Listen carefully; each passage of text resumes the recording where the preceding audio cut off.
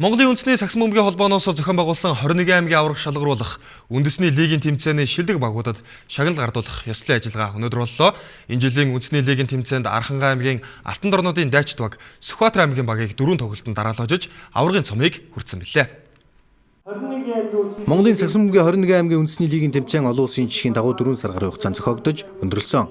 Тэмцээнээс медаль хүртсэн шилдэг 3 багийн эзэд тамирчин дасгалжуулагчид менежер гээд нийт хамт олонд өнөөдөр Монголын үндэсний сагсан бөмбөгийн холбооноос аврагын түүхийг гардуулж өгч баяр хүргэлээ. За үндэсний лигийн аврагын цувралд 4-1 харьцаатай өрсөлдөгчөө буулга авч тэргүүлсэн ариун болд эзэнтэй Архангай аймгийн Архангай Алтан дорнодын Дайчид баг 25 сая төгрөгөөр шагнуулсан бол Баясгалан эзэнтэй Сүхбаатар аймгийн Сүхбаатар Альянс дэх багийнхан үндсэн шагналын амтаар 15 сая төгрөгийг гард авлаа.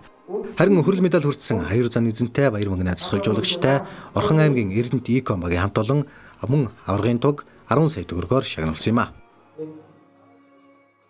Аврагын цувралын тоглолт бол маш хүнд тоглолт болсон. 4-1-ээр дууссан байгаа. Тэгээд эхний тоглолтод манайх Сүхбаатарт илт давуугаар ялагдаж эхэлсэн. Тэр маань ч гэсэн биднэрт эргээд өнөөдөр энэ цомыг ингээд бариа зогсож явахд бол яг түлхэц болж өгсөн гэж ер нь бол манай багийнхан үзсэн. Ягаад тэгэхээр ялагдчихж хүн ялагдал дээрээс суралцдаг тийм ээ. За тэгээд бид нэр ямар ч 4 дарааллаад Сүхбаатар аймгийг хожсноор өнөөдөр энэ ч зогсож чинь тэгээд тоглолт бол 1-2 онооны зөрүүтэй үнэхээр ширүүн болсон. Тэгээд авраг авсандаа маш их баяртай. Яг МБ-гийн загвараар хийсэн анхны томоохон лигийн тэмцээн боллоо. Тэгээд маш өрсөлдөөнтэй олон баг оролцсон. Сайхан тэмцээн болчихлоо. Тэгээд энэ тэмцээнд бүх багууд пенальтыг хүсчихсэн, бүх багууд авраг авахыг хүсчихсэн. Тэгээд үндэсний авраг гэдэг цолыг хүрсэндээ маш их баяртай.